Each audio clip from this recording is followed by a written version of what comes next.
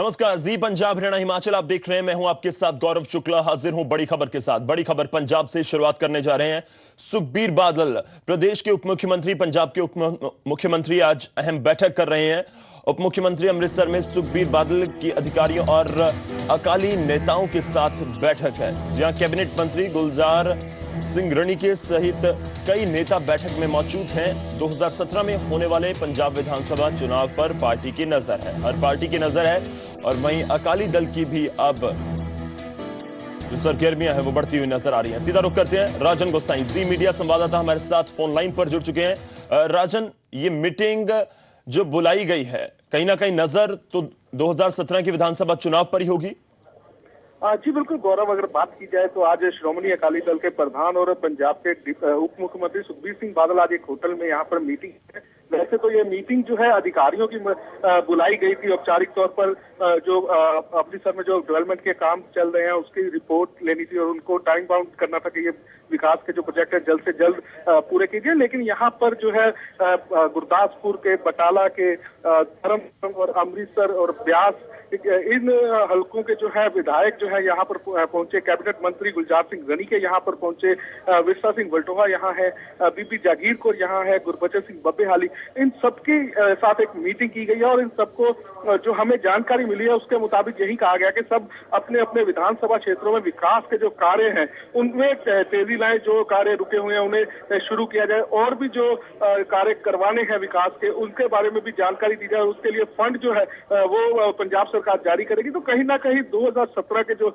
चुनाव है उसको देखते हुए श्रोमणी अकाली दल ने भी अपनी रणनीति बनानी शुरू कर दी है, क्योंकि सुखबीर सिंह बादल और प्रकाश सिंह बादल मुख्यमंत्री पंजाब हमेशा से यही कहते आ रहे हैं कि 2017 का जो चुनाव है वो विकास के मुद्दे पर लड़ा जाएगा, और विकास के किसी भी तरह की कोई कोर कसर नहीं छोड़ना चाहती पंजाब सरकार। जी, मीडिया से मुखातिब होने का भी कोई कार्यक्रम है राजन आज इस मीटिंग के बाद? अभी तक तो मीडिया से मुखातिब की कोई बात जो है वो नहीं कही गई है, ना ही कोई सूचना दी गई। लेकिन मीडिया यहाँ पर पहुंचा हुआ है और उनसे बात करने की कोशिश की जाएगी। और लग रहा है क्योंकि चुनावी वर्ष उप मुख्यमंत्री मीडिया से भी मुखातिब हो सकते हैं। चलिए, मीटिंग्स का दौर जारी है। एक दिन पहले पंजाब कैबिनेट की मीटिंग होती है, वहां पर बहुत सारे फैसले लिए गए। आज अमृतसर में मीटिंग जो है अधिकारियों के साथ साथ विधायकों के साथ प्रदेश के उप मुख्यमंत्री कर रहे हैं, और इसके बाद चंडीगढ़ में भी श्रोमणी अकाली दल की कोर कमेटी की बैठक है। राजन, आपका धन्यवाद इस पूरी जानकारी के लिए।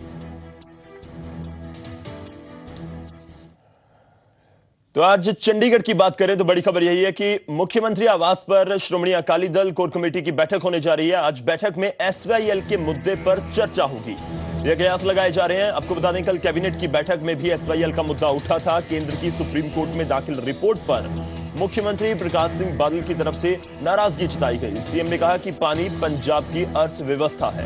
एसवाईएल का मुद्दा एक लंबे समय से है, और जिस तरह से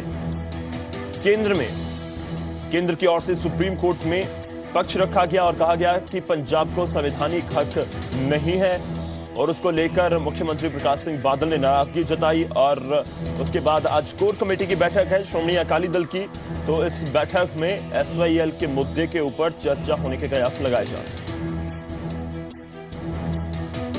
आपको बता दें, एक दिन पहले यानी कि कल जो मीटिंग हुई कैबिनेट की, उस मीटिंग में भी एसवाईएल का मुद्दा उठा। उसके बाद मुख्यमंत्री प्रकाश सिंह बादल की प्रतिक्रिया भी सामने आई, वो नाराज नजर आ रहे थे। और उसके बाद आज जो कोर कमेटी की बैठक बुलाई जा रही है, जो मुख्यमंत्री आवास पर यह बैठक होनी है, उस बैठक में भी उम्मीद की जा रही है कि एसवाईएल का मुद्दा जरूर उठेगा, उसके ऊपर भी चर्चा की जाएगी। कोर कमेटी की मीटिंग में देखना होगा कि जो बीजेपी की सरकार केंद्र में है उसको किस तरह से अब आगे चीजें साफ करने के लिए कहा जाता है। सीधा रुख करते हैं, हमारे साथ फोन लाइन पर जुड़ चुके हैं जगतार भुल्लर। जगतार, कैबिनेट की मीटिंग में एसवाईएल का मुद्दा उठता है, उसके बाद नाराजगी सामने आती है मुख्यमंत्री की, और उसके बाद आज कोर कमेटी की बैठक। क्या कहा जाए कि रणनीति तैयार की जाएगी कोर कमेटी की बैठक में कि किस तरह से एसवाईएल के मुद्दे के ऊपर अकाली दल आगे बढ़ेगा? बिल्कुल गौरव, जैसे पंजाब सरकार ने अपना पक्ष रख दिया, पंजाब के मुख्यमंत्री प्रकाश सिंह बादल ने नाराजगी जता दी है कि ये गलत है और पंजाब के पास फालतू पानी नहीं दूसरे अन्य राज्यों को नहीं दिया जा सकता। अब श्रोमणी अकाली दल ने अपना पक्ष बताना है कि आखिर इस मसले पे उनका क्या, अकाली दल का क्या स्टैंड रहा है, क्योंकि अकाली दल बुरी तरह गिर चुका है। ऑपोजिशन पार्टी, चाहे उसमें आम आदमी पार्टी है चाहे कांग्रेस पार्टी, वो टारगेट कर रही है प्रकाश सिंह बादल को कि आप पंजाब के साथ हो या फिर सेंटर के साथ है, क्योंकि पंजाब का मसला, पानियों का मसला, और अगर पंजाब से पानी छीना जाता है तो फिर पंजाब की जो कृषि है वो काफी बर्बाद हो जाएगी। और जिस हिसाब से पंजाब के मुख्यमंत्री प्रकाश सिंह बादल ने बोला कि जो पंजाब की पानी जिंदगी और पंजाब की कानून और अर्थव्यवस्था दोनों ही इसके साथ जुड़ी हुई है, तो अब अकाली दल भी इस पे कड़ा रुख अख्तियार कर सकता है कि कोई ना कोई ऐसी भारत सरकार को, खास करके मोदी सरकार को मैसेज देंगे कि हमारा जो स्टैंड है आप देखना है, भारत सरकार ने देखना है कि वो कैसे पंजाब को साथ चलते हैं। जी जगतार, आपका धन्यवाद इस पूरी जानकारी के लिए। जिस तरह से जगतार बता रहे हैं कि अकाली दल का क्या स्टैंड है या अकाली दल किस तरह से रणनीति बनाती है, उसके ऊपर आज चर्चा की जाएगी। और भारत सरकार से भी कहीं ना कहीं एक बार फिर से अपील जरूर होगी कि जो सुप्रीम कोर्ट में पक्ष रखा गया उससे नाराजगी जो है वो लाजमी तौर पर अकाली दल की सामने आ रही है।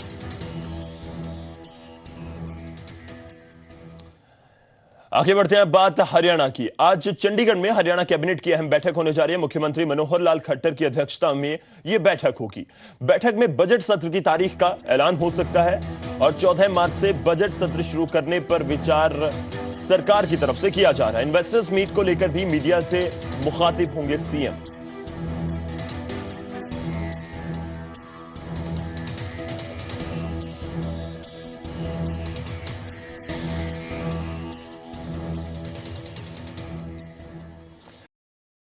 और सीधा रुख करते हैं, पुनीत परिंजा जी मीडिया संवाददाता हमारे साथ चंडीगढ़ से जुड़ रहे हैं। पुनीत, जिस तरह से देखा जाए जाट आंदोलन हुआ, उसके बाद इन्वेस्टर्स मीट को लेकर भी सवाल उठने लगे और जो विधानसभा का सत्र है वो भी है।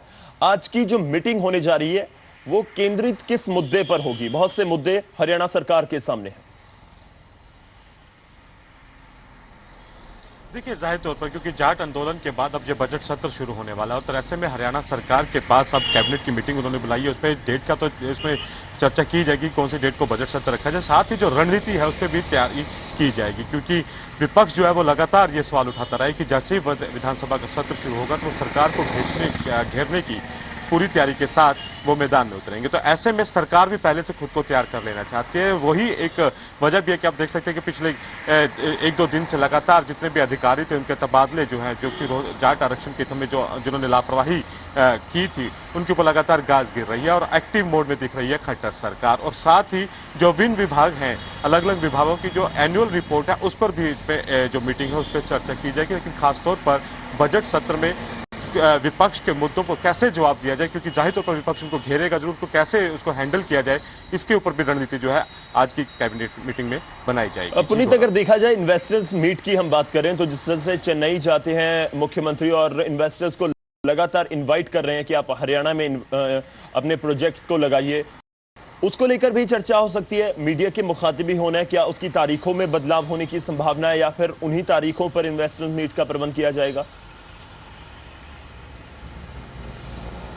जी गौरव, अभी तक तो फिलहाल ऐसी कोई जानकारी नहीं है कि तारीखों में कोई बदलाव किया जाएगा। उन्हीं तारीखों पर ही इसकी संभावना की जा रही है, क्योंकि जिस तरह से जाट आंदोलन के बाद से इसके ऊपर प्रश्न चिन्ह लग गया था कि यह आगे इन्वेस्टर मीट जो हो रही है वो होगी या क्या होगा।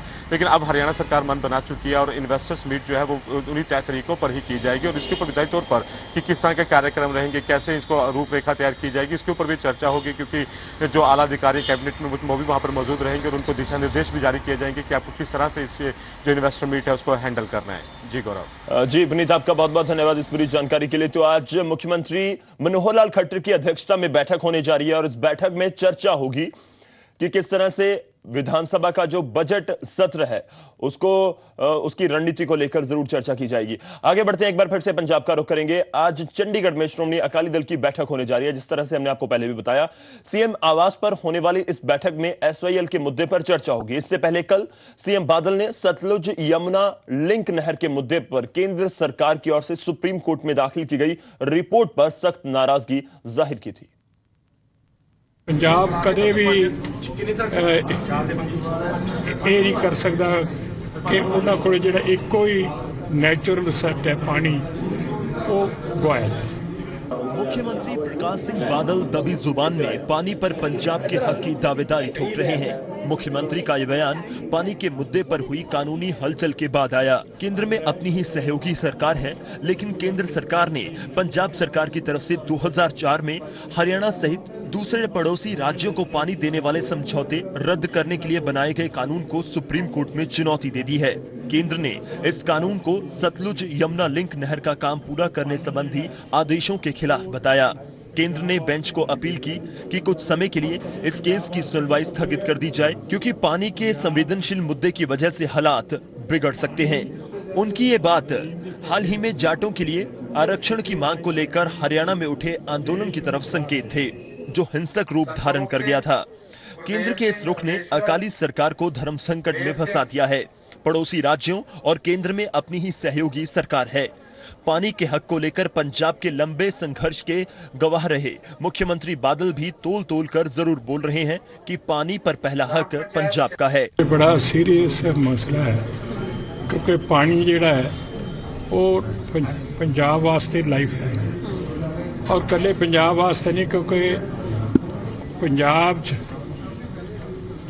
पानी और ज़मीन की फर्टिलिटी ये सैक्रीफाइस करके देश ਨੂੰ खुराक देती है। गौरतलब है कि कैप्टन अमरिंदर सिंह की अगुवाई वाली कांग्रेस की सरकार के समय 12 जुलाई 2004 को पंजाब विधानसभा में यह बिल पास किया गया था। उस समय के गवर्नर ओपी वर्मा ने इस रात को ही बिल को मंजूरी दे दी थी। सुप्रीम कोर्ट की तरफ से केंद्र को अपनी एजेंसियों के जरिए एसवाईएल नहर के पंजाब के बीच के हिस्से का निर्माण पूरा करने के लिए आदेशों के बाद यह कानून बनाया गया था। अगर 2004 में बना पानी संबंधी कानून पंजाब पुनर्गठन कानून 1966 की धारा 78 के तहत आता हुआ तो सुप्रीम कोर्ट फैसला सुनाएगी। ये धारा पंजाब, हरियाणा, हिमाचल प्रदेश, राजस्थान, दिल्ली के अधिकारों और जिम्मेवारियों से संबंधित है। चंडीगढ़ से जगतार भुल्लर के साथ पंकज कपाही, जी मीडिया, दिल्ली। वहीं इस मसले पर पंजाब बीजेपी की बात करें तो पंजाब बीजेपी के नेता नफा तुला जवाब दे रहे हैं, तो कांग्रेस सत्ता पक्ष को घेर रही है। मैं पंजाब तो आना और पंजाब का पानी पंजाब ਨੂੰ ही मिलना चाहिए, लेकिन हरियाणा का पानी भी हरियाणा ਨੂੰ मिलना चाहिए। पंजाब का एक कतरा पानी भी ਅਸੀਂ ਕਿਸੇ ਨੂੰ नहीं देंगे, लेकिन हरियाणा का हिस्सा भी हरियाणा ਨੂੰ मिलना चाहिए। ਇਹਦੇ 'ਚ ਕੋਈ ਦੋ ਰਾਏ नहीं, लेकिन ਉਹਦੇ ਵਾਸਤੇ बैठ के सारी चीज़ां हल होनी है। सुप्रीम कोर्ट की कोई हुंदी है कार्रवाई नहीं हुंदी मैनूं नहीं पता, पर यह पंजाब के पानियां की गल सी, पंजाब के लोगों की गल है। ये तो असीं उदों भी पास कीता सी, अज भी उस गल ते खड़े हैं। देखो अकाली दल नूं सरकार नूं ये लड़ाई लड़नी चाहिए है, क्योंकि सरकार का काम हुंदा है। उदों साडी सरकार सी, असीं वो फैसले रद्द कीते पंजाब के हितों लई। अज मैं चाहुंदा कि सरदार प्रकाश सिंह बादल तो दी सरकार नूं पंजाब के हितों लई डटना चाहिए। किन्ने भी सोर्सिस वरतने पैण, सरकारी गैर सरकारी वरतने चाहिए। अगर ये ढिल करनगे इन्हां नूं पंजाब के लोगों ने मुड़ के माफ नहीं करना। आगे बढ़ते हैं और अब बात हमारे मिशन रोड सेफ्टी की। मौजूदा समय में सड़कों पर बढ़ती वाहनों की संख्या चिंता का विषय है और सड़क पर सुरक्षा एक बड़ी चुनौती बन चुकी है। इस समस्या पर व्यापक चर्चा हो, इसी के मद्देनजर हमारी मुहिम है मिशन रोड सेफ्टी।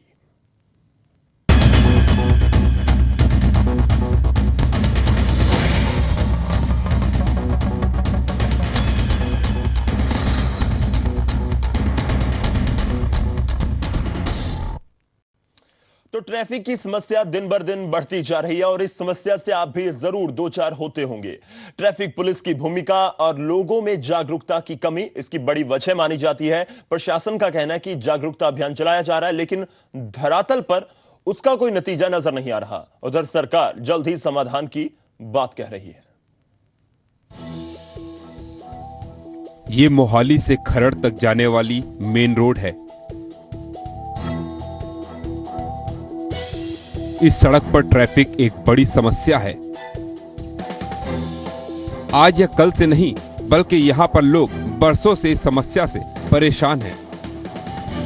मोहाली से खरड़ जाते हुए बेहद कम ट्रैफिक लाइट हैं और जहाँ है वहाँ काम नहीं करती। साथ ही पूरे रास्ते में एक भी ट्रैफिक पुलिसकर्मी दिखाई नहीं देता। ये तो हुआ प्रशासन का हाल। इसके अलावा लोगों में भी जागरूकता की खासी कमी नजर आती है।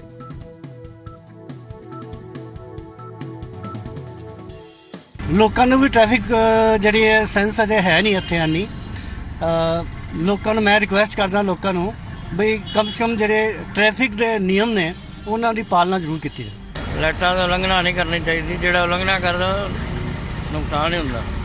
ਇੱਥੇ ਪ੍ਰੋਬਲਮ ਆਹੀ ਹੈ, ਕਈ ਵਾਰ ਲਾਈਟ ਚੱਲਦੀ ਹੈ ਨਹੀਂ ਚੱਲਦੀ ਹੁੰਦੀ, ਆਹ ਦੇਖੋ ਜਿਵੇਂ ਬੰਦ ਪਈਆਂ ਨੇ।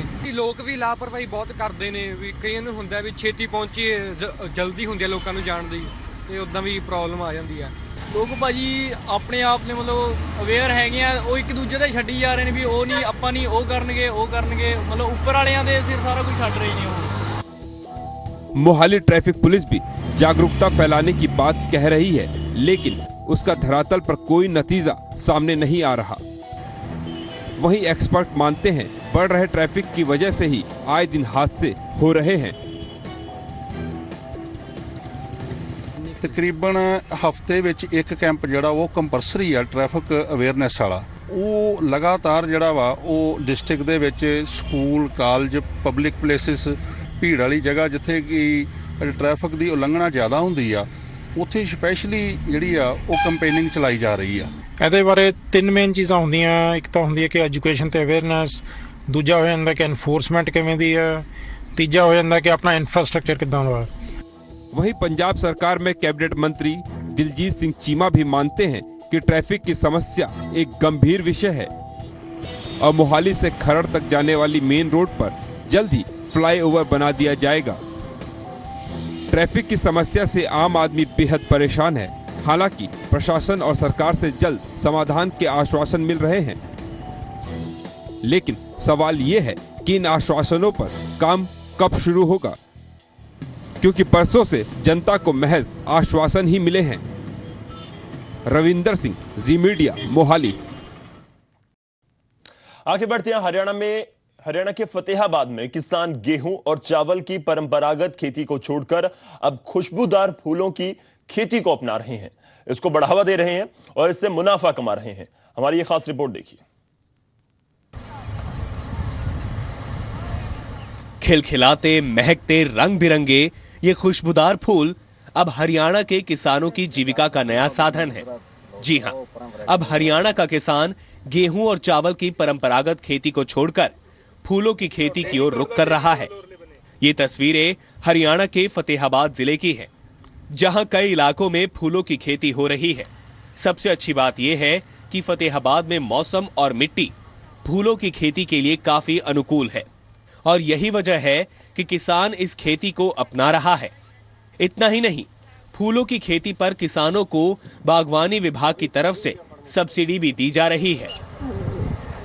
इन सभी मदों पर जैसे प्रोटेक्टेड स्ट्रक्चर है फूल लगाने के लिए, या गेंदा जो ओपन फील्ड में लगता है उस पे जो 50 से 60% तक विभिन्न प्रकार के किसानों को सब्सिडी सरकार मुहैया करवा रही है। फूलों की खेती से किसानों को काफी मुनाफा हो रहा है। उसके फूल विदेशों में भेजे जा रहे हैं। 1 एकड़ फूलों की खेती कर किसान लाखों रुपए कमा रहा है।